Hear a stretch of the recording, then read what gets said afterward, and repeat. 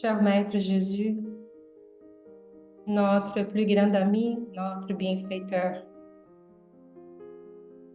c'est avec grande joie, Seigneur, que nous nous rencontrons entre amis pour étudier la doctrine spirite. Cette doctrine, Seigneur, que vous nous avez envoyée pour guider nos pas sur ce monde. Nous voulons, Seigneur, vous remercier de tout cœur pour cette bénédiction que nous avons dans notre vie, qui nous explique pourquoi nous sommes ici, sur ce monde, pourquoi autant de douleurs, de souffrances, vers où on va, Maître, c'est quoi notre avenir. C'est toujours un grand plaisir, Seigneur, que nous avons d'étudier ensemble avec nos amis. Et nous vous demandons que nous ayons avec nous nos amis spirituels, nos bienfaiteurs, qu'ils puissent nous bénir, nous envelopper d'amour, de lumière, de paix. Que nous puissions, Seigneur, après chaque étude, chaque réflexion, que nous puissions mettre en pratique ces apprentissages en changeant nous-mêmes et par conséquence en changeant autour de nous.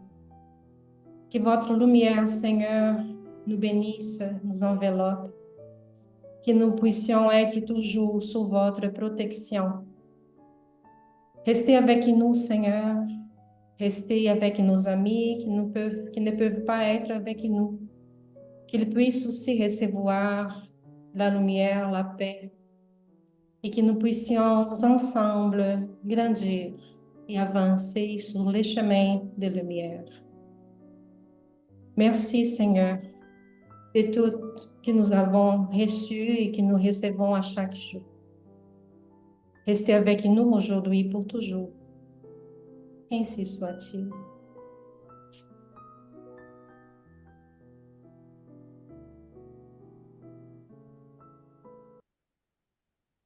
Johanna. Oui. Ah, ça veut dire merci, Giovanna. Ça fait... Oui. Merci, ça fait plaisir. Donc, on va partager les textes ici. Et Véronique va lire les questions et les livres des esprits. Merci beaucoup, Véronique. Donc, allons-y. Donc, thème, influence des esprits. 459. Les esprits influent-ils sur nos pensées et sur nos actions? Sous ce rapport, leur influence est plus grande que vous ne croyez, car bien souvent, ce sont eux qui vous dirigent. 460. Avons-nous des pensées qui nous sont propres et d'autres qui nous sont suggérées? Votre âme est un esprit qui pense. Vous n'ignorez pas que plusieurs pensées vous arrivent à la fois sur un même sujet, et souvent bien contraires les unes aux autres. Eh bien, il y en a toujours de vous et de nous. C'est ce qui vous met dans l'incertitude, parce que vous avez en vous deux idées qui se combattent. 461. Comment distinguer les pensées qui nous sont propres de celles qui nous sont suggérées? Lorsqu'une pensée est suggérée, c'est comme une voix qui vous parle. Les pensées propres sont en général celles du premier mouvement. Du reste, il n'y a pas un grand intérêt pour vous dans cette distinction, et il est souvent utile de ne pas le savoir. L'homme agit plus librement. S'il se décide pour le bien, il le fait plus volontiers. S'il prend le mauvais chemin, il n'en a que plus de responsabilité. 464. Comment distinguer si une pensée suggérée vient d'un bon ou d'un mauvais esprit? Étudiez la chose. Les bons esprits ne conseillent que le bien. C'est à vous de distinguer. 465. Dans quel but les esprits imparfaits nous poussent-ils au mal? Pour vous faire souffrir comme eux. Cela diminue-t-il leur souffrance? Non, mais ils le font par jalousie de voir des êtres plus heureux. Quelle nature de souffrance veulent-ils faire éprouver? Celle qui résulte d'être d'un ordre inférieur et éloigné de Dieu. 467. Peut-on s'affranchir de l'influence des esprits qui sollicitent au mal? Oui, car ils ne s'attachent qu'à ceux qui les sollicitent par leurs désirs ou les attirent par leurs pensées. 469. Par quel moyen peut-on neutraliser l'influence des mauvais esprits? En faisant le bien et en mettant toute votre confiance en Dieu, vous repoussez l'influence des esprits inférieurs et vous détruisez l'empire qu'ils pourraient prendre sur vous. Gardez-vous d'écouter les suggestions des esprits qui suscitent en vous de mauvaises pensées, qui soufflent la discorde entre vous et qui excitent en vous toutes les mauvaises passions. Défiez-vous surtout de ceux qui exaltent votre orgueil, car ils vous prennent par votre faible. Voilà pourquoi Jésus vous fait dire dans l'oraison dominicale, « Seigneur, ne nous laissez pas succomber à la tentation, mais délivrez-nous du mal. » Allan Kardec, Le Livre des Esprits. Merci beaucoup, Véronique. Merci, Giovanna. Attends un petit peu. Ça va? C'est bien. On va enlever ici. C'est bon. Donc, ça, c'est un sujet sur lequel vous m'entendez bien, sur lequel il faut y revenir vraiment à plusieurs reprises. Nous avons dans la littérature et spirit une quantité considérable de livres et des exemples qui nous montrent quelle est l'étendue de l'influence des esprits sur l'humanité. Évidemment que nous avons, avec la venue du spiritisme, c'est comme si les voiles qui cachaient cette réalité s'étaient enlevés. Comme nous avons eu, mettons en Europe, les médecins hongrois dont on a parlé à quelques semaines auparavant, Samuel Weiss, et plus tard en France, Pasteur, Louis Pasteur, qui ont dévoilé l'existence du monde microbien. Nous avons dans le spiritisme cette même réalité. Sauf que cette fois-ci, Allan Kardec, il a venu des grands médiums et des grands écrivains comme Léon Denis et d'autres, et des grands chercheurs, c'était pour nous dévoiler l'existence de cette réalité avec laquelle on vivait et on vit toujours sans s'y rendre compte. Donc, pendant des milliers d'années, nous avons habité ensemble avec les microbes, les virus, les bactéries. Ils influençaient notre vie et décidaient de notre destinée, de notre santé, et on n'avait aucune idée. Et à un moment donné, on a soupçonné, on a commencé à chercher et on s'était rendu compte qui affectait notre vie. Et c'est pour ça que nous avons développé des ressources, de l'asepsie, des moyens pour vivre avec, y connaître et comprendre ces créatures. Le spiritisme, il nous a dévoilé une autre dimension de l'existence.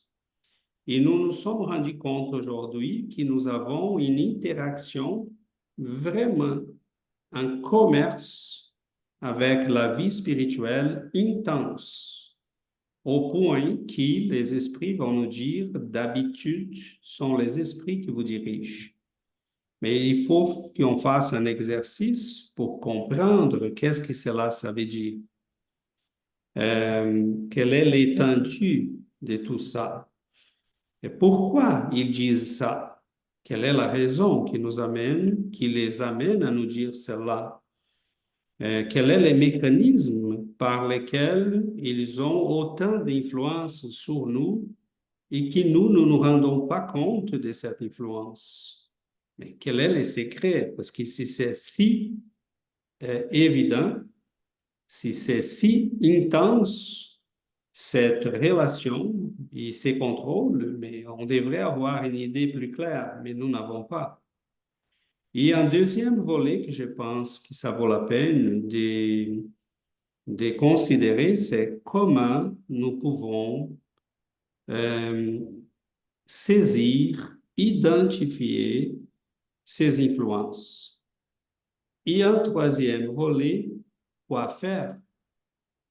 Parce que pour les microbes et pour les virus, on a développé de l'asepsie, des antibiotiques, des médicaments appropriés, mais et on a compris aussi qu'il y avait des bactéries qui sont bonnes, qui sont souhaitables, qu'on les aille. Bon, je ne suis pas en train de comparer nos pauvres chers amis de la vie spirituelle avec des bactéries mais c'est pour des raisons didactiques que je l'ai fait.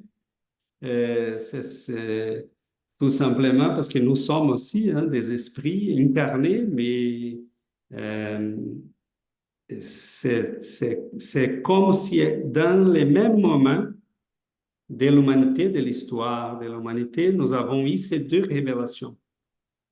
Certainement que celle de Samuel Weiss et Louis Pasteur nous a beaucoup plus intéressés parce que, comme toujours, on s'intéresse à tout qui peut rendre la vie plus confortable, sans s'y rendre compte que dans ces commerces avec la vie spirituelle, nous avons des situations où nous avons beaucoup de maladies pour lesquelles nous identifions l'origine dans les mondes spirituels et dans les influences spirituelles, les obsessions, les états d'émotions dépressives, angoissants, les tristesses.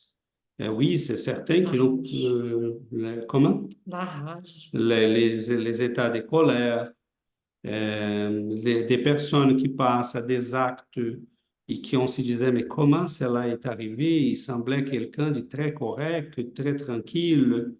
Donc, il y a des mécanismes derrière tout ça qu'il faut comprendre. L'étendue de ces influences, c'est immense. Et cela a pu jouer sur notre existence à plusieurs reprises sans qu'on s'y rende même pas compte. Des décisions que nous avons prises, des choix que nous avons faits, des réactions que nous avons eues dans certaines circonstances. Et c'est évident qu'il faut être conscient de tout ça, savoir identifier, reconnaître cette influence, à quel moment elle est bonne, à quel moment elle n'est pas bonne, et savoir quoi faire. Parce que ça ne sert à rien de savoir tout ça et ne pas avoir les moyens d'agir en face de cette situation. C'est un commerce, une relation qui pourrait être enrichie, qui pourrait nous enrichir à tous, nous les incarnés et eux les désincarnés, mais qui pour l'instant, en face de notre ignorance, nous sommes comme que des hypnotisés et les pires, des fois guidés par des esprits qui sont eux aussi aveugles. Parce que nous savons que l'influence s'est faite, mais ce n'est pas nécessairement toujours consciente, même de la part des esprits qui nous influencent. Donc, ce ne sont pas tous les esprits qui ont conscience qui sont en train d'influencer l'humanité. Il y en a plusieurs qui ne sont pas conscients de ça. Et nous ne pouvons pas oublier qu'en étant des esprits aussi, et en sachant que l'influence si fait par la pensée et les émotions, nous pouvons, nous aussi, influencer les esprits, incarnés et désincarnés. Et donc, c'est une relation qui se fait dans les deux sens, mais qui assez souvent, nous considérons plutôt des esprits désincarnés sur les incarnés, parce que c'est cela, c'est cette situation qui, en fait, on est en face d'elle, mais on est aveugle. On n'y voit pas et on ne comprend pas. Donc, et voilà, je ne vais plus vous retenir, mais je considère que j'ai touché à quelques éléments qu'on peut peut-être explorer, mais il y a dans les questions plusieurs éléments aussi que ça, on peut explorer selon l'intérêt de chacun, de chacune. Donc, cela dit, on vous ouvre la parole. Oui, Dominique. Oui, bonjour les amis. À travers ces questions, eh bien, Kardec nous apprend par les esprits supérieurs que nous sommes dirigés par d'autres esprits selon nos pensées. Et eh bien, ces esprits sont là, ils sont nécessaires pour nous faire évoluer. Et puisqu'on va faire un travail dessus, une fois que, comme tu as dit, le second volet, on a su les saisir, les identifier et discerner donc ces pensées.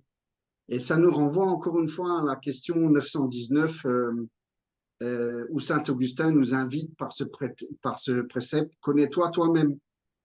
Encore une fois, pour travailler sur nos imperfections et nos pensées et aider les esprits désincarnés qui ont les mêmes imperfections, eh bien, il faut faire un travail sur nous-mêmes en premier, à maîtriser nos pensées, à faire le tri de ces pensées qui nous traversent journalièrement et qui sont nombreuses, eh bien, entre le bien et le mal, à discerner ces pensées.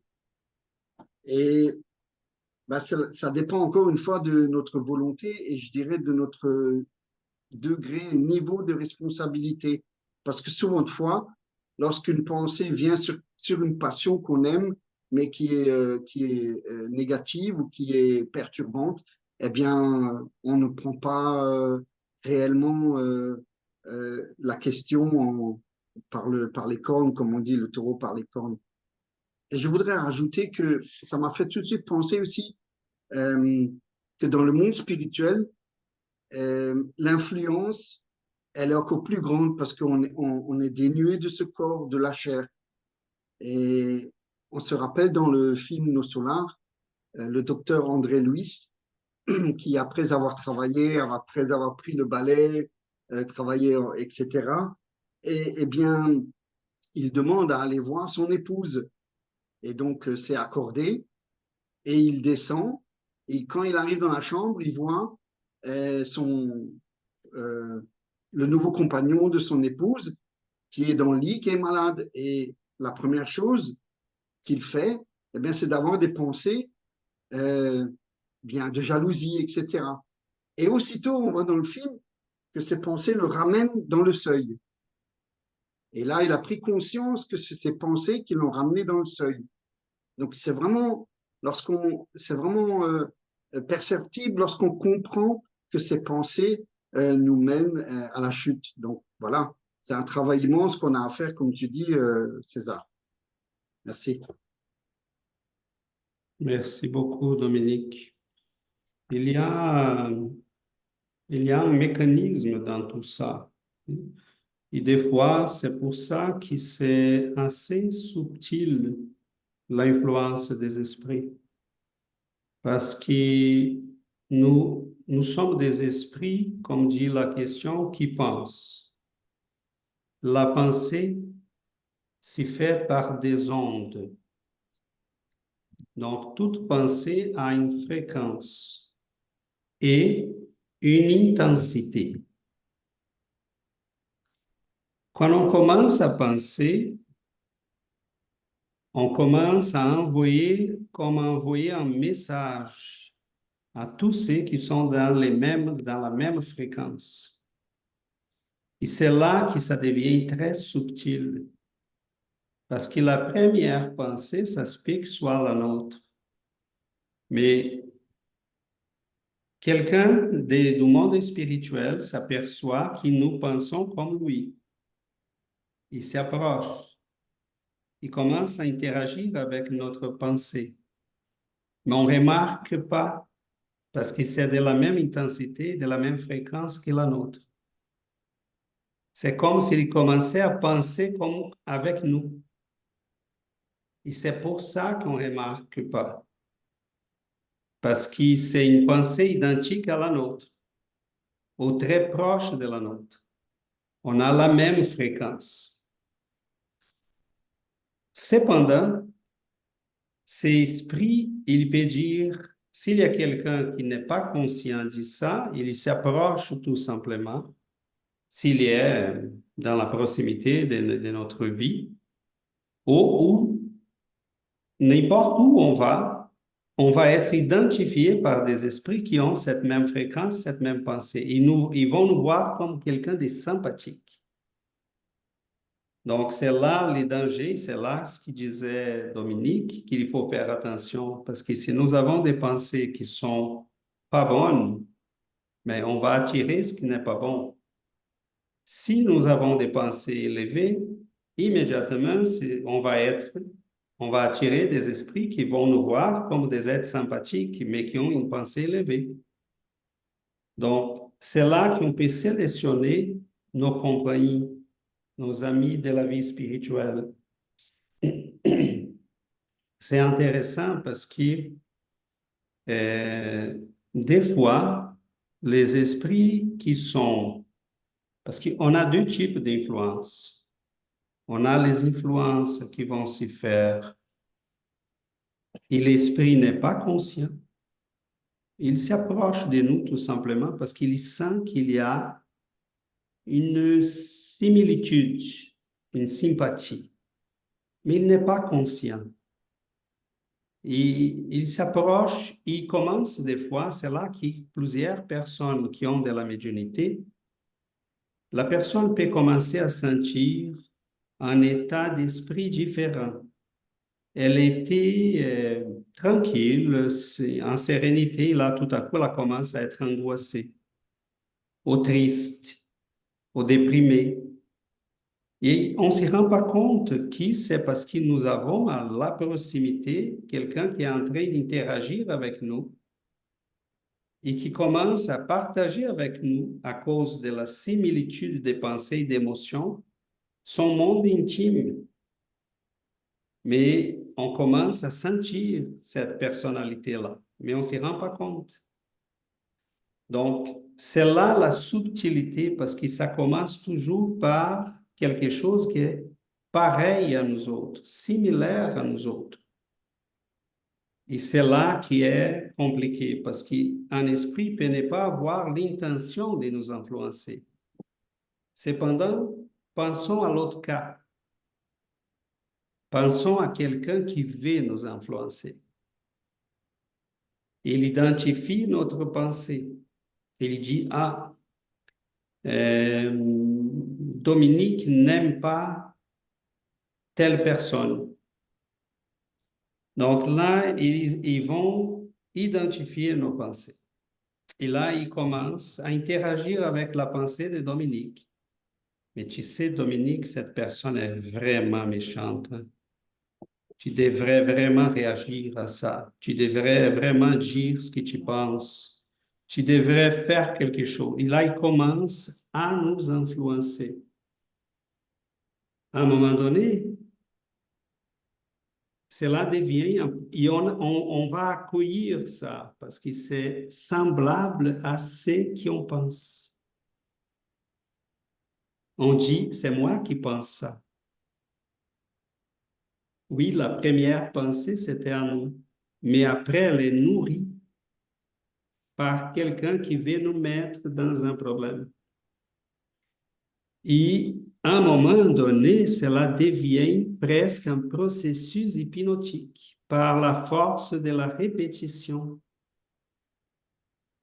Donc, les influences spirituelles sont complexes Et en général, nous sommes invigilants. Nous ne nous rendons pas compte.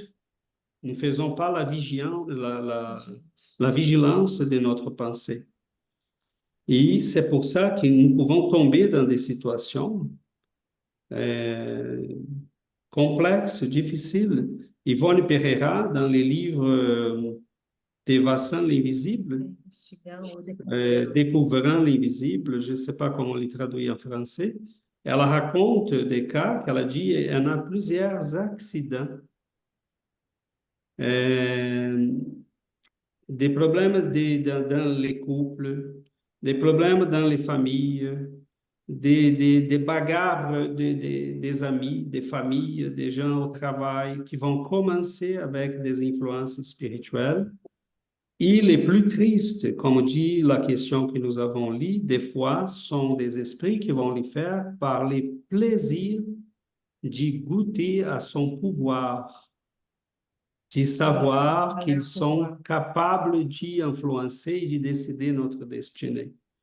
Donc, elle a dit qu'il y en a même des accidents d'auto, des accidents qui peuvent arriver et la personne a été presque hypnotisée pendant la nuit, pendant le sommeil, et les esprits vont lui dire, demain, tu vas subir un accident.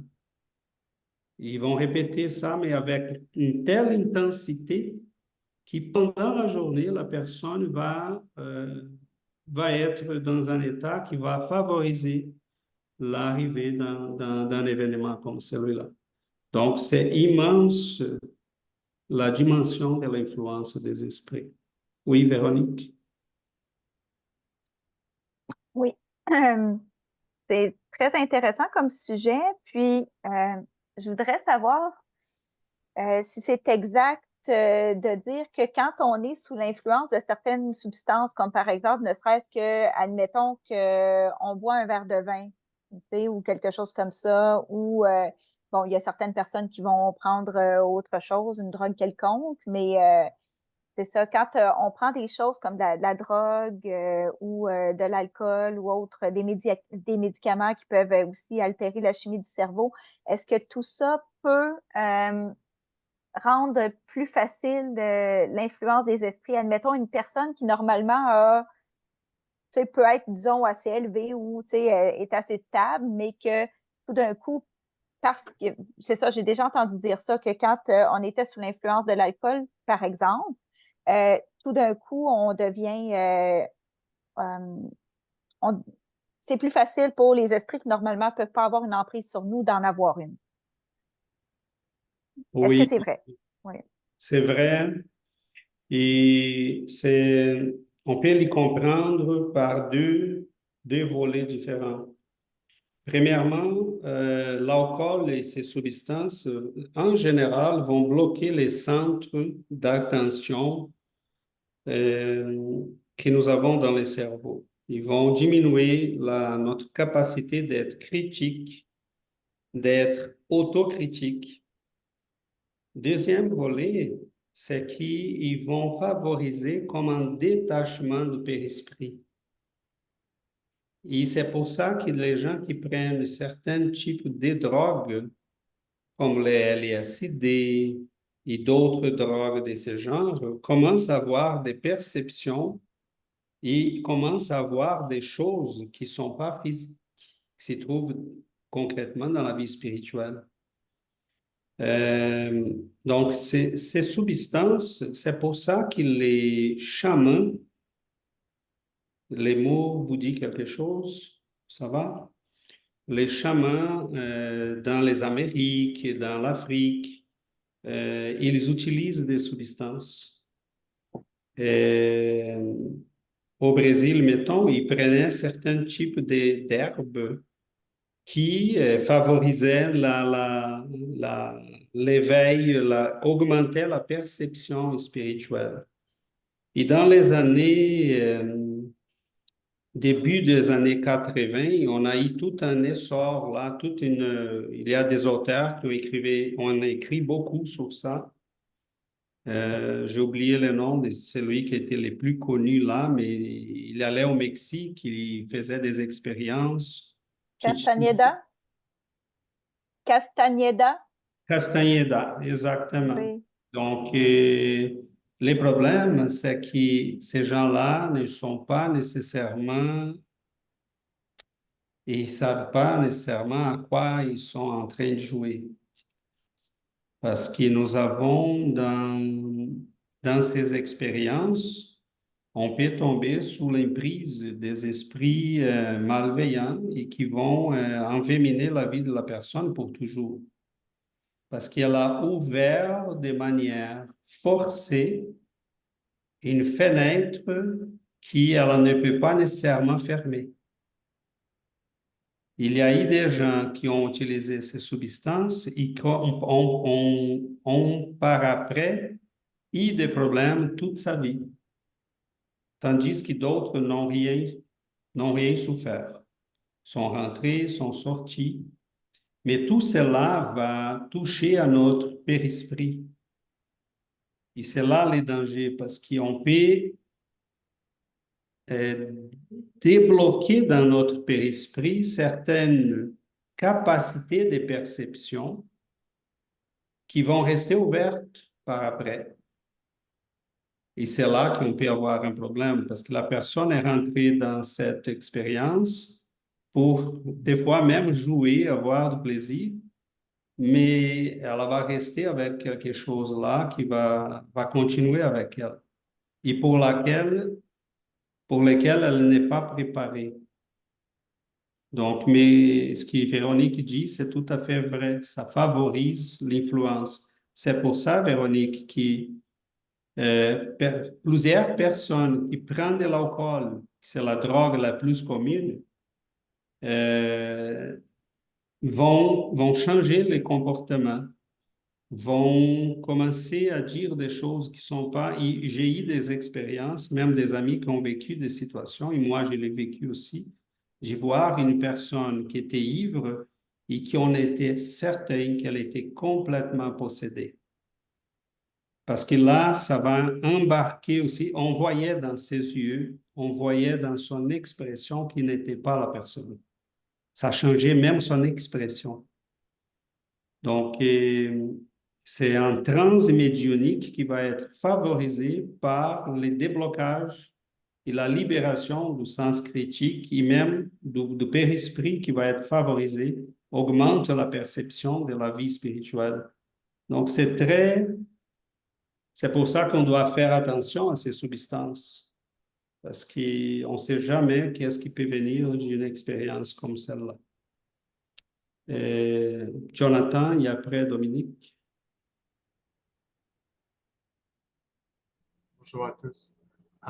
Pour répondre un peu à Véronique et un peu ce que dit César,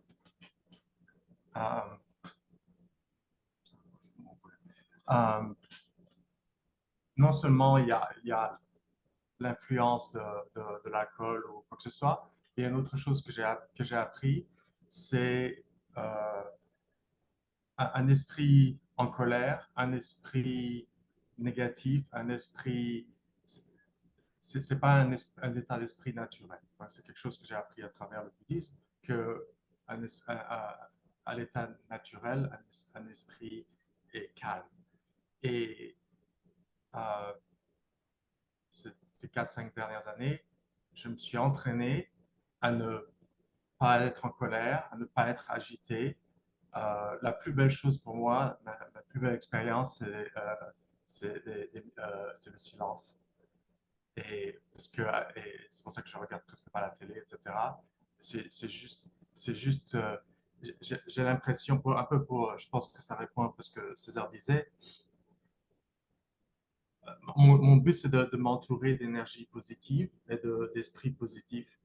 Et j'ai l'impression que depuis que j'ai fait ce travail-là, de ne pas être agité, de ne pas d'être constamment, euh, de vouloir du bien pour d'autres, constamment, d'appeler, pas l'aide, mais d'appeler les anges gardiens pour me protéger, etc. Et je me suis entraîné à faire, c'est presque 100% de mon état d'esprit éveillé. Et j'ai l'impression que depuis, ben, il y a que des bonnes choses qui arrivent et j'ai l'impression qu'il y a des esprits qui me dirigent et qui m'amènent et qui m'ouvrent la voie et quoi que ce soit. Et je n'ai plus ces expériences que j'ai eues avec, je pense, des esprits négatifs qui, je t'avais dit une fois, César, ces trucs avec des esprits qui me tiraient les pieds ou quoi que ce soit, ou ces épreuves étranges. Et même maintenant que j'essaie de me ressouvenir, j'ai grandi coléreux, je pense, ou je sais pas le mot, parce que je suis métisse, j'ai grandi dans un pays où t'es pas blanc, t'es pas noir, t'es pas musulman, t'es pas chrétien. Et ça a vraiment créé quelqu'un d'autre, quelque chose d'autre, un monstre, je l'appelle. Et maintenant, j'ai réappris à venir et revenir à mon état naturel. Et depuis, je pense que je me sens invincible. Voilà. Donc, j'essaie vraiment j'ai aucun désir à boire de l'alcool. Je peux boire un verre de vin, mais c'est juste pour l'apprécier.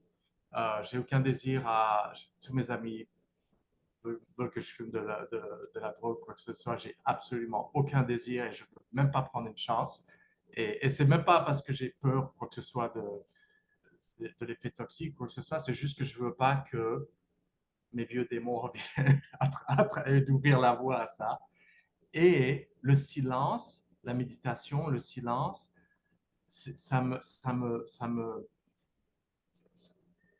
we call it cleansing. C'est comme une drogue qui, qui nettoie l'esprit de tous les autres énergies, etc., les énergies négatives, et me permet de me concentrer à faire du bien, à prier pour d'autres.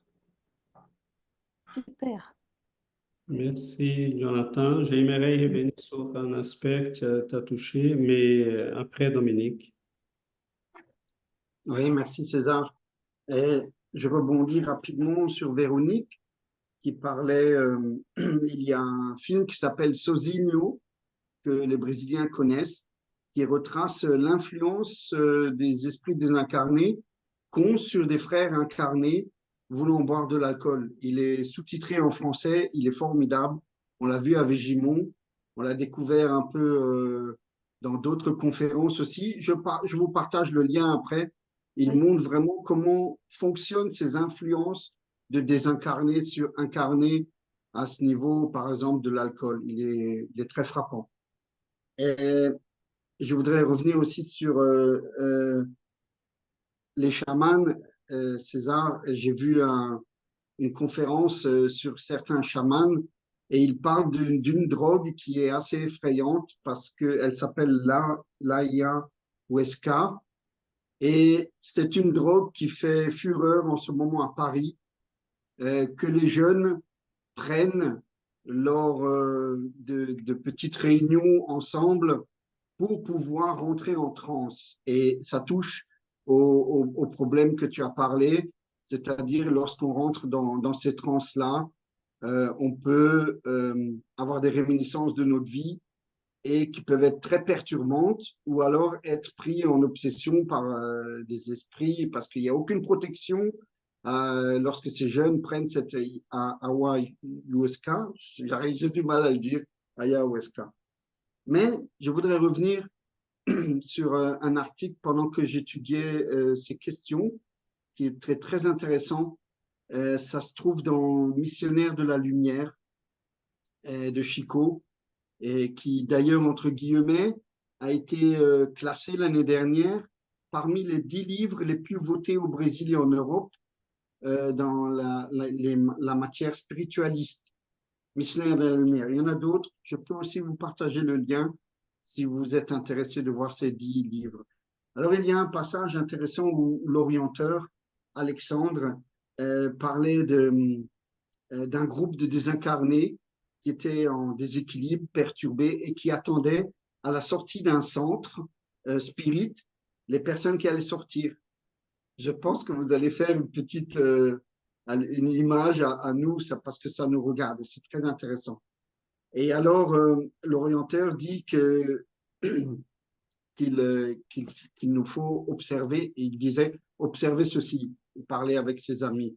Et les gens sortaient et ils étaient devant le centre.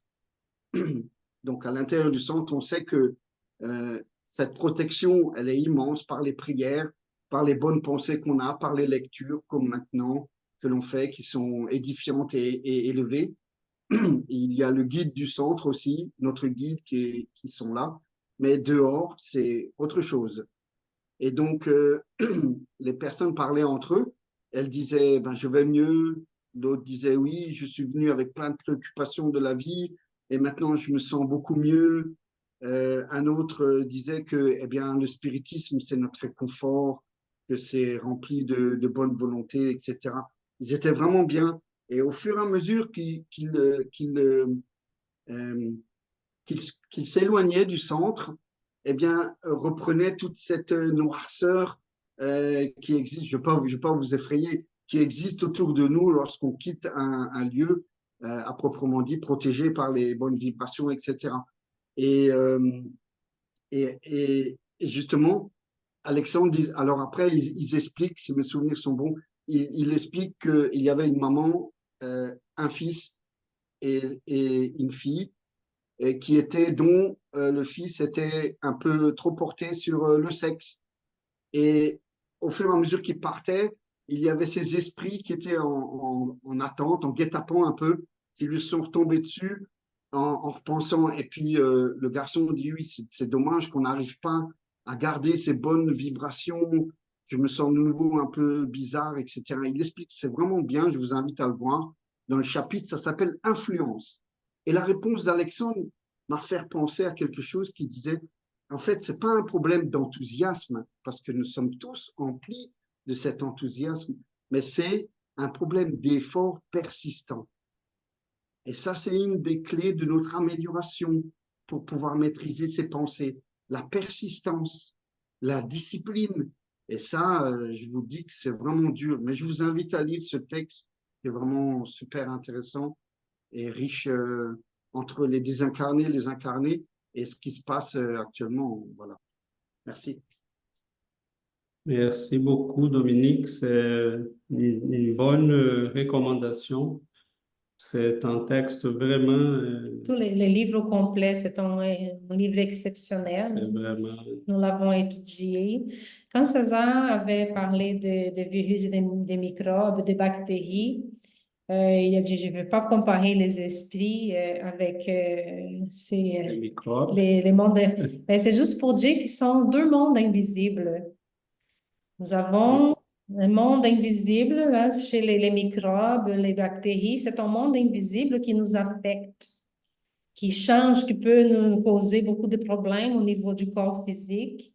Donc, on ne voyait pas ces êtres-là. Donc, on a souffert pendant des siècles avec leurs influences. Donc, des maladies, des morts à cause des petits êtres qu'on ne voyait pas. Chez les esprits, c'est la même chose. C'est un autre monde invisible.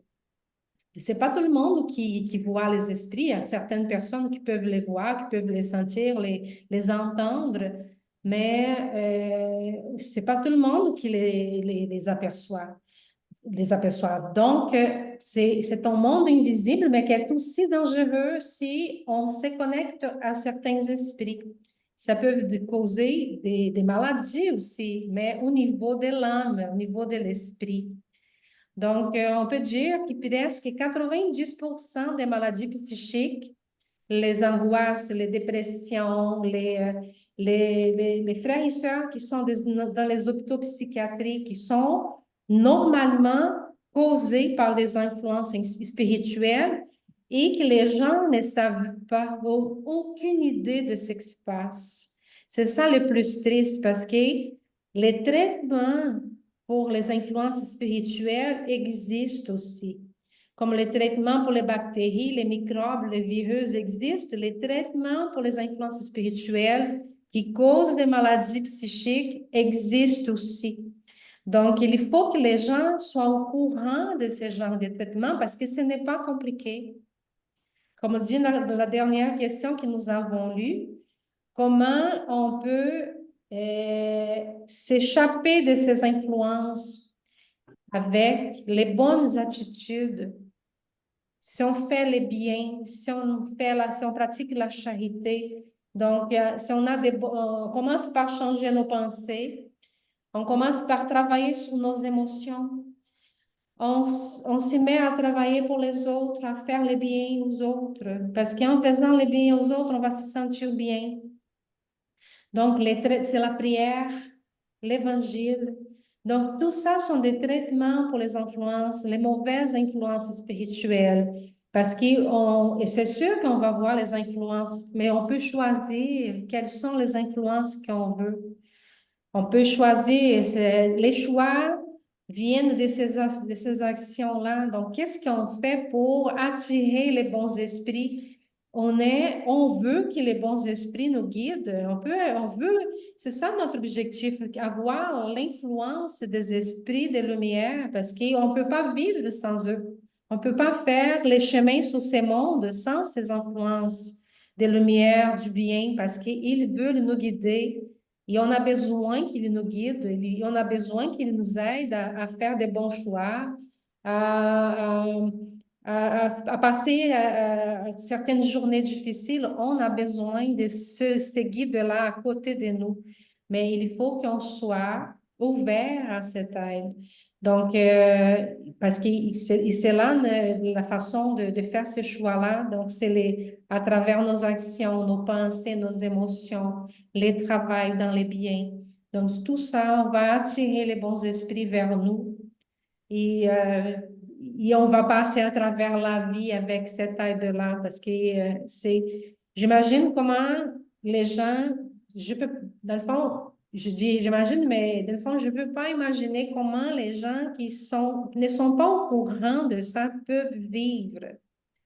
Parce que cette semaine, j'ai stationné dans une rue au centre-ville de notre ville pour attendre César, qu'il avait un rendez-vous. Je me suis stationnée. On a des fois à Sherbrooke certains endroits qu'on voit qui sont des endroits très lourds, des énergies difficiles. Il y a beaucoup d'itinérants dernièrement. Donc, je me suis stationnée dans une rue. Et j'ai commencé à sentir une inquiétude, une angoisse, quelque chose je me sentais inquiète, quelque chose que je voyais, mais je comprends déjà. Donc, je m'ai mise à prier, je m'ai mis à faire une prière, j'ai mis une bonne musique pour me défendre de ces influences, mais c'est un endroit qui était très chargé. Donc, c'est pour ça l'importance de ce qu'on étudie ici, parce que les gens ont besoin de savoir. Des fois, l'angoisse arrive, on ne sait pas pourquoi, mais on fait quoi avec cette angoisse? Et là, l'angoisse augmente, mais il y a quoi faire. Donc, les gens ont besoin de savoir quoi faire avec ce genre de sentiments et d'énergie. C'est un ensemble des procédures qui ont été recommandées aux gens. Assez souvent, les gens viennent au centre ou nous demandent, n'importe, nous tous ici, nous pouvons recevoir ce genre de questions. Mais on a des amis comme Yuri, mettons, qui plusieurs mois plus tard, elle est venue au centre, elle était très perturbée. Elle venait d'une religion qui utilise les ayahuasca, dont Dominique parlait, qui est très commune au Brésil et en Amérique du Sud. Et on a dit, il faut que tu commences à étudier. Et là, elle m'a raconté plus tard, elle a dit, j'ai écouté parce que j'avais besoin, mais je me suis posé la question, mais il ne va pas résoudre mon problème, il me demande d'étudier. Et elle a dit, j'ai compris plus tard. Mais au moment qu'elle est venue, j'ai dit, écoute, c'est ton choix, fais ce que tu veux. Moi, je vais te dire quoi faire. Si tu le fais, tu vas t'en sortir. Si tu ne le fais pas, tu ne vas pas t'en sortir, mais c'est ton choix. Je te dis, venez étudier. Parce qu'il faut que tu puisses comprendre qu'est-ce qui t'arrive et que tu deviennes autonome. Parce que sinon, à chaque fois, tu vas dépendre de César. Il dit quelqu'un qui va te donner en passe. Il dit quelqu'un qui va résoudre les problèmes pour toi. Mais il faut qu'il t'étudie pour que tu deviennes autonome. Tu dois commencer les cultes de l'évangile à la maison. Tu dois commencer à lire. Tu dois commencer à s'entourer des bonnes choses. Donc, ce que Jonathan disait tantôt, de faire cette émission des bonnes choses, garder le silence, c'est une vibration de paix. Mais c'est un ensemble de vibrations qui vont sortir de nous et qui vont attirer vers nous les mêmes genres de vibrations, qui va renforcer cette vibration parce qu'elle va venir des esprits qui, des fois, sont supérieurs à nous, mais qui sont capables de reconnaître notre effort et qui vont nous aider. Mais j'ai dit, la personne est obsédée, mettons. Elle arrive, je dis, ah, je me sens persécuté. J'écoute une voix dans ma tête. J'écoute, c'est pas grave. Tu dois même accepter d'écouter ça. Et tu dois commencer à répondre à cette voix de manière bienveillante. Et on va dire à la personne quoi dire, quoi faire. Mais Dominique a touché à quelque chose tantôt de très important, c'est maintenir, c'est continuer, c'est persévérer. Parce que la pensée, nos émotions, nos pensées sont des êtres vivants, sont des forces vivantes. Et toutes les forces vivantes ont un mécanisme d'inertie, c'est-à-dire la tendance à continuer à être ce qu'ils sont. On a l'habitude d'un type de pensée, mais au moment qu'on essaye de penser autrement, mais comme on a cette habitude-là, il y a une inertie qui va s'opposer au changement de mouvement. Donc, il faut insister. Donc, chez Patanjali, les grands maîtres de l'Inde, ils disaient, on ne peut pas penser deux pensées au même temps. Donc, si tu reçois une pensée mauvaise, change pour une bonne. Là, la mauvaise revient. C'est pour ça que plusieurs ne réussissent pas. Parce qu'on essaye 3, 4 fois et là, on dit, oh, ça ne marche pas. Mais ce sont des semaines que ça prend pour changer une habitude. Et imaginez une habitude énergétique. Mais une fois que c'est échangé, on commence à voir la paix et à ramasser les résultats de tout ça. Avant de passer à Jonathan, rapidement, j'entends avec beaucoup de préoccupations, Dominique, savoir que les gens à Paris commencent à utiliser l'ayahuasca. Je me permets de partager l'expérience d'Yuri et d'autres personnes que j'ai connues. Je connais même un garçon, un jeune homme, qui a commencé à aller dans un groupe qui faisait ce genre d'activités, des pratiques à Ribeirão Preto, à 1h30 de chez nous, au Brésil. Et à un moment donné, il a pris une quantité trop élevée. On ne sait pas qu'est-ce qui est arrivé, il est mort. Okay? Donc, et d'autres vont avoir ou développer des problèmes psychiques à long terme. Les gens cherchent la substance miracle. Les gens cherchent ce qui va régler notre vie.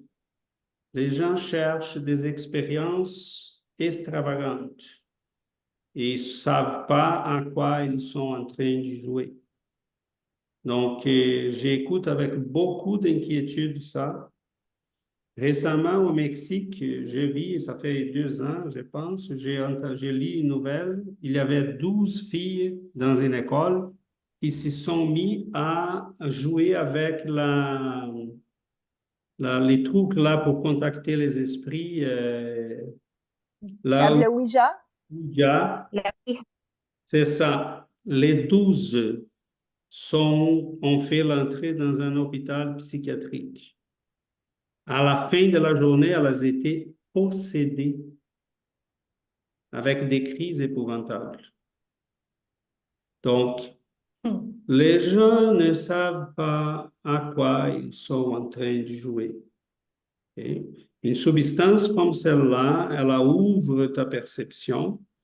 Et à un moment donné, notre amie, là, que j'ai déjà cité, elle a continué parce qu'elle a fait ça. Là, il y a des gens qui font ça sérieusement et qui font ça comme une activité religieuse avec des chants, de la musique, mais l'orientation n'est pas là parce qu'ils n'ont pas les connaissances que nous avons chez le spiritisme. Et à un moment donné, j'ai dit à notre ami, écoute, c'est ton choix. Moi, je n'ai pas le droit de me mêler à ça.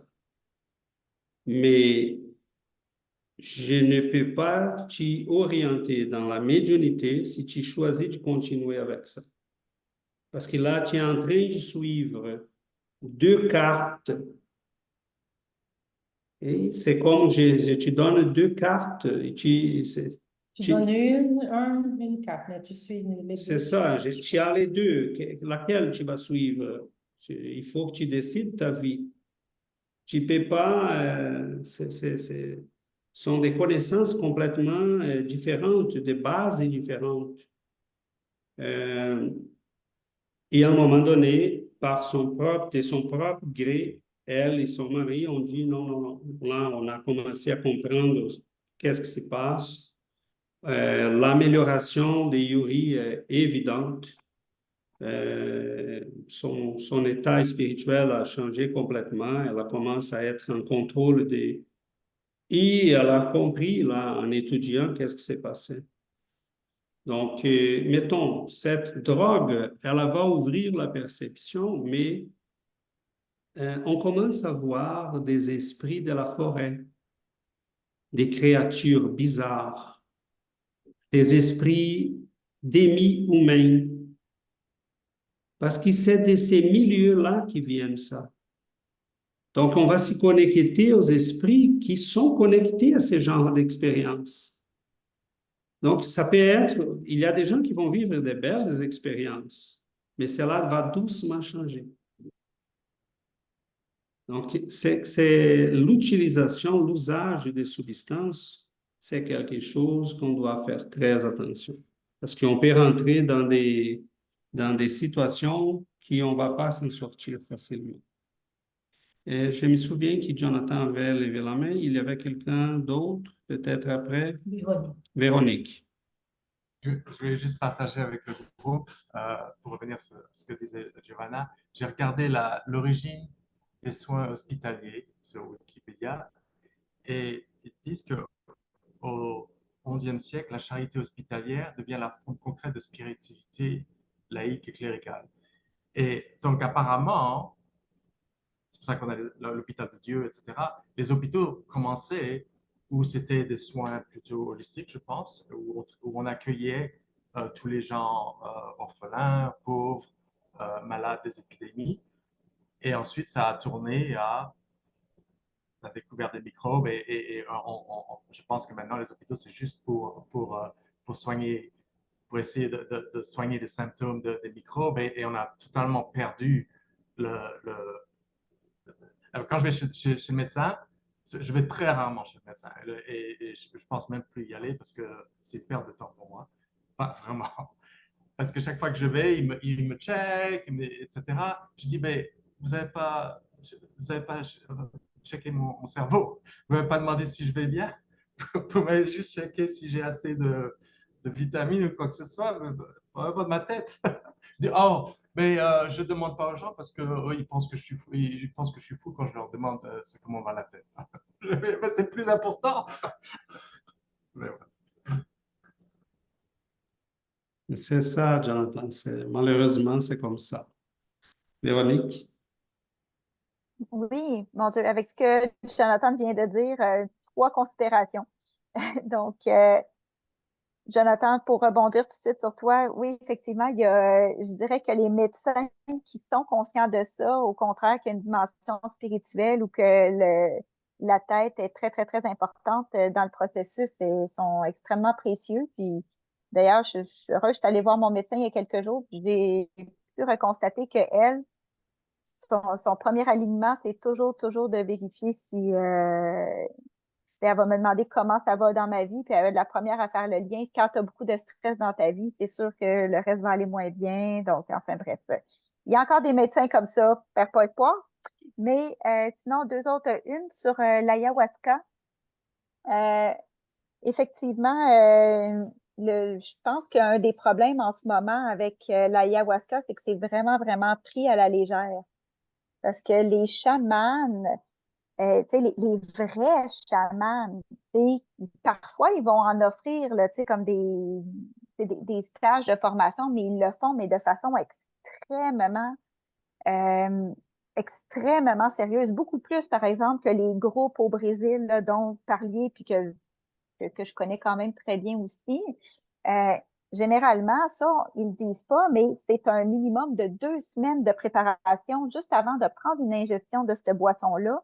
Puis les gens sont supposés être suivis par le chaman pendant toute la période, puis vraiment comme au moins une semaine après, puis tu sais, pour que les choses se passent bien. Fait que d'habitude, c'est dans le cadre d'initiation, de choses comme ça. Puis là, en ce moment, c'est pris de façon tout à fait soit spirituelle bonbon ou encore de façon totalement dans un but de divertissement puis de sensation. Puis oui, j'abonde dans ton sens, César, c'est extrêmement préoccupant.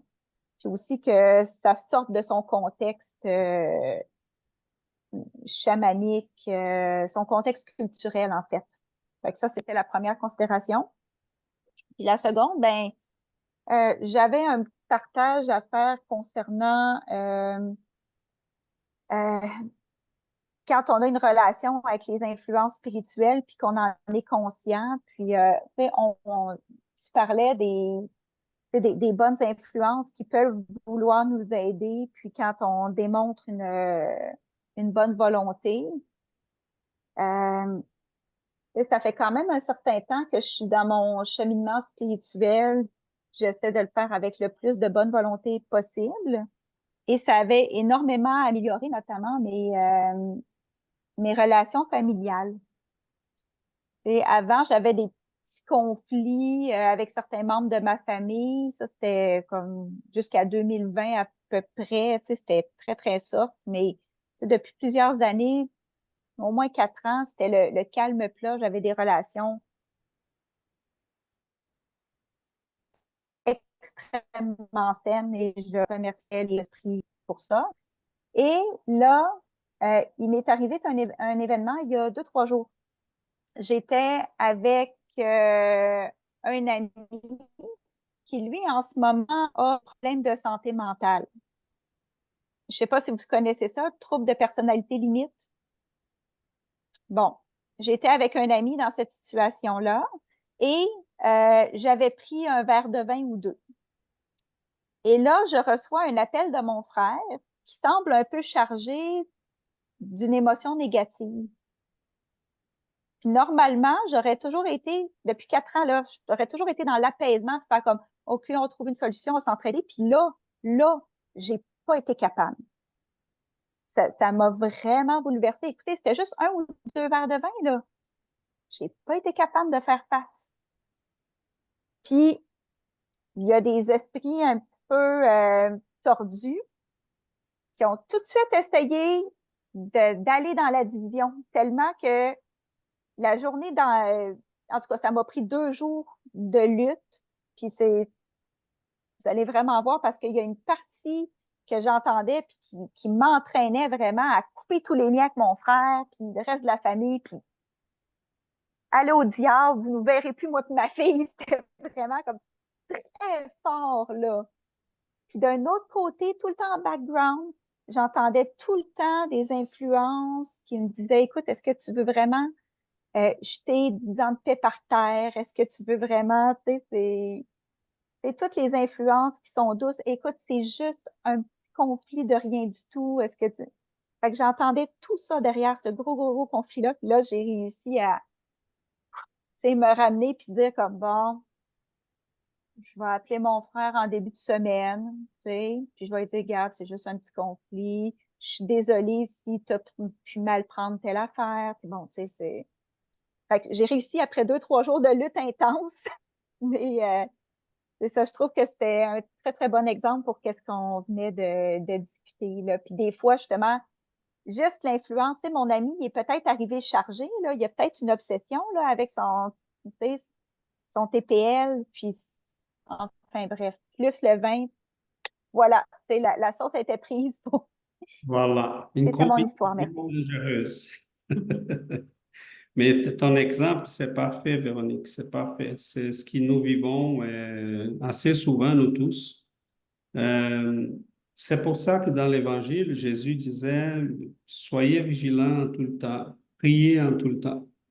Parce que c'est vraiment, c'est dommage parce qu'il y a des gens, on a deux réalités. Mettons, cet ami-là, tu as commencé, tu pourrais l'aider. Et les esprits qui sont bienveillants à son égard vont dire, on va protéger Véronique. Mais ceux qui n'aiment pas ces messieurs-là vont dire, cette madame est en train de se mêler à quelque chose qui ne le concerne pas. Donc, il faut être attentif parce que des fois, on peut recevoir des attaques, mais c'est là qu'il faut aussi savoir quoi faire. On patiente, on va prier pour ses frères et sœurs. On tient la route, on s'y garde vigilant et il faut savoir vivre avec ces réalités. Donc, et avant de passer rapidement, Dominique, il ne faut pas oublier que dans l'aspect utilisation un verre de vin ou deux, ça va pas, c'est pas ça, hein, c'est duquel je vais parler maintenant. Mais les gens qui boivent beaucoup, mettons, vont être entraînés ou qui utilisent des drogues vont être entraînés dans ce qu'on appelle dans les vampirismes, qui c'est l'effet qu'il y a des esprits qui vont faire l'usage de ces substances avec eux. Et donc, ce sont des cas là encore plus graves parce que, Mm. oui, Il y a un super bon exemple de ce que tu dis, César, dans Sexe et Destin, il me semble, de Chico Xavier, encore une fois, où on raconte justement le monsieur qui, il y a comme ton ami spirituel à côté qui est tout le temps en train de l'entraîner à reboire puis à reboire. Enfin, si jamais ça vous intéresse, là, c'est parfait, exactement. C'est de ça qu'on parle. Donc, il faut faire attention. Dominique? Oui, merci César. Je vais faire court, mais je voudrais rebondir sur le témoignage de Jonathan et Véronique, qui est très intéressant pour nous tous et pour les lecteurs qui vont écouter cette belle étude. Ben, en fait, c'est une belle preuve de combat contre ces influences spirituelles. Jonathan a réussi à couper court à l'alcoolisme et Véronique a tout de suite compris que ces influences liées à l'alcool lui permettaient pas de pouvoir aider son frère à ce moment-là. Ce sont de belles preuves. Et, à la question 468 qu'on n'a pas lue, elle est très intéressante parce que Kardec pose la question, les esprits dont l'influence est repoussée par la volonté renoncent-ils à leur tentative? La réponse est, que veux-tu qu'ils fassent? Quand il n'y a rien à faire, ils cèdent la place. Mais il y a un avertissement. Cependant, ils guettent le moment favorable comme le chat guette la souris. Donc, vous voyez, ne crions pas victoire sur une sur une courte durée qu'on a réussi à lutter, mais on verra ça sur 20, 30 ans, sur 2, 3, 4 décennies, sur toute cette existence. Et ça, c'est super intéressant. Et puis, la réponse à ceci, Giovanna l'a donnée, c'est faire le bien, car le bien, la charité, attire les bons esprits. Et là, on sera réellement protégé. Et comme Jésus a dit, quand il a entendu, nous sommes légions, nous sommes là pour te faire chuter, et d'un coup de main magnétique, ils ont disparu. Bon, ben voilà, à nous de continuer le travail. Merci. Merci, Dominique. on marche vers la fin, mais j'aimerais ajouter, rebondir sur ce que Dominique disait et qui a été dit aussi. Euh, j'ai parlé cette semaine à quelqu'un qui travaille dans les domaines de la santé. Et la personne me racontait comment elle est heureuse au moment elle dispense des soins comme thérapeute, comme ergothérapeute, et elle dispense des soins à des personnes âgées, elle travaille avec des personnes âgées. J'ai parlé à une autre personne qui travaille comme travailleur social. Et il disait cette semaine, j'ai parlé à deux messieurs qui sont fils d'une personne avec qui je suis en train de répondre à cette personne. Et, ils m'ont remercié d'une manière tellement émouvante. Ils ont dit, mais merci beaucoup, c'est vraiment là, tout ce que vous avez expliqué, tout ce que vous nous avez montré, toutes les possibilités pour aider ma mère. Et c'est lui, l'autre, qui travaille comme ergothérapeute, et il disait, les gens me remercient, les gens je sens là une énergie. J'ai dit oui, c'est l'énergie qu'on reçoit quand on fait le bien. Cette énergie-là, elle est protectrice. C'est pour ça que faire le bien, ça nous amène à avoir aussi de la protection. Parce que ça vient, cette énergie, vers nous et elle reste avec nous. Et à chaque fois que la personne pense à nous, elle nous envoie cette énergie. Donc, des fois, Chico était très déprimé, très en souffrance, très attaqué par des esprits.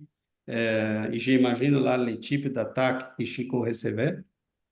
C'est un autre niveau. Et Emmanuel lui disait, arrête de te plaindre, va visiter les gens en souffrance. Et là, il allait dans les endroits les plus difficiles de la ville, où il y avait des cas terribles. Mais il sortait de là complètement libéré de tout ça. Parce qu'il dit, ces gens-là ils ont une énergie de reconnaissance, mais en plus, ils sont entourés par des esprits qui les aiment. Ils ne reçoivent jamais personne. Donc, à un moment donné, Chico est allé visiter les prisonniers dans une grande prison publique au Brésil. Et quelqu'un lui a dit, mais tu n'as pas peur, Chico? Il a dit, peur de quoi? Les obsesseurs ont déjà réussi leur coup. Ils sont en prison. Mais leurs mamans sont à côté d'eux. Et elle a remercié à tous ceux qui prennent le temps de venir les visiter, les rendre visite.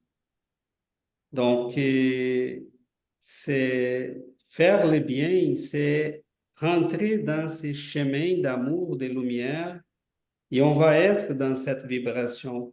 Donc, un mot de bienveillance, un livre qu'on donne, une réaction de patience, tout ça va nous entraîner, va attirer vers nous la gratitude, les bonnes énergies, il va nous entourer de cette énergie, au point qu'on pourrait, à un moment donné, aider ces esprits qui sont vraiment dans les besoins. Donc, c'est au fur et à mesure qu'on connaît l'ampleur de cette dynamique d'influence réciproque entre incarné et incarné, désincarné et désincarné, et entre incarné et désincarné, dans les deux sens. C'est immense la dimension de tout ça. Mais au moment qu'on commence à penser dans les biens, vibrer dans les biens, émettre ce qui est bon, à un moment donné, on va attirer et on va s'entourer par tout ça. Donc, c'est ça l'asepsie. Et c'est ça ce que nous avons comme les remèdes, ils existent, ça fait déjà des milliers d'années. Jésus nous avait appris quoi faire. À un moment donné même, et là on va finir, les disciples essayaient de guérir un jeune obsédé. Ils ont dit, mais pourquoi on n'a pas réussi? Et Jésus a dit, il y a une caste d'esprits qui, pour les éloigner, ça prend beaucoup de prières et de jeûnes. Donc, et beaucoup de disciplines spirituelles et des pouvoirs moraux. C'est pour ça que là, bon, je ne vais pas rentrer dans une nouvelle branche, mais cette semaine aussi, quelqu'un nous disait qu'une amie à elle qui écoute des voix, qui est très perturbée, allait chercher au Brésil un exorciste. Et elle me demandait, est-ce que cela va fonctionner, César? J'ai dit, peut-être. Ça dépend de la personne, ça dépend du type d'esprit et ça dépend du type d'exorciste. Si la personne a des bonnes volontés et veut se guérir, peut-être. Si l'esprit est quelqu'un d'inconscient qui est là en faisant le mal, mais qui n'est pas conscient du mal qu'il fait, il va peut-être s'éveiller au moment qu'il verra toute cette cérémonie, s'adresser à lui, adresser à lui. Et les prêtres en question, s'il y a quelqu'un de moralisé, qui a une morale authentique, il va être capable d'agir. Mais s'il croit seulement au rituel, mais cet esprit-là va rire de lui. Il va tout simplement les prendre par un fou. Donc, mais les gens veulent des changements magiques. Quelqu'un enlève l'obsession et c'est pas comme ça, malheureusement. Ça prend de la discipline des pensées, la discipline de la prière, le travail dans la charité. C'est tout un travail qu'on doit faire pour qu'on puisse avoir l'autonomie en face de ces influences. Mais voilà, je pense que pour aujourd'hui, on a quand même fait les tours. Et le sujet est vaste. Je crois que ça vaut la peine de revenir de temps en temps. C'est quand même très important, très intéressant. Et de temps en temps, c'est certain qu'on reviendra parce que ça va. Ah, on va partager ici les.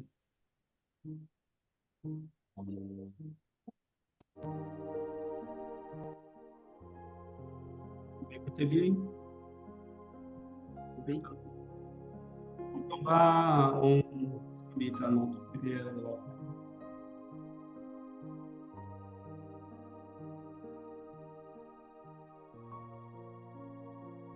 Père Maître Jésus, Père guide, ami de lumière, être de bienveillance, d'amour, ils viennent à nous pour nous aider, pour nous montrer le chemin. Homme si saint, béni, parce que vos présences ont le pouvoir de transmettre cette paix et réconfort à nos âmes, la sérénité à nos cœurs. Nous vous prions, chers amis, de ne pas nous laisser à nous-mêmes parce que nous sommes encore très fragiles. Nous vous remercions de la connaissance, de la lumière, de votre amour. Nous vous remercions immensément de cette lumière qui nous entoure. Et nous prions qu'elle puisse se répandre et être amenée à nos foyers, à nos êtres chers, à notre famille, à nos amis, surtout à ceux et celles qui se trouvent dans des moments difficiles pour la santé physique, et surtout pour la santé spirituelle. Que ces êtres de lumière puissent être à côté de nous, nous entourer d'amour, nous donner la force, l'énergie, la persévérance, le courage du changement. Nous vous remercions, Seigneur, de cet immense amour qui nous aime depuis toujours, de cette lumière qui éclaire nos chemins, de cette bienveillance qui guide nos pas. Et cet amour puisse s'installer en nous, et cette lumière puisse trouver des places dans nos cœurs et dans nos consciences. Restez, Seigneur, toujours avec nous. Merci, cher guide, de votre amour, de votre présence. Merci à ces amis qui viennent partager avec nous ces moments de prière, d'étude. Merci de vos présences. Ça nous fait tellement bien au cœur de savoir que vous êtes là et que vous partagez ces moments avec nous. Merci, chers amis, de ces moments d'amour, d'amitié, de bienveillance. Que cette lumière puisse rester avec nous aujourd'hui et toujours. Merci.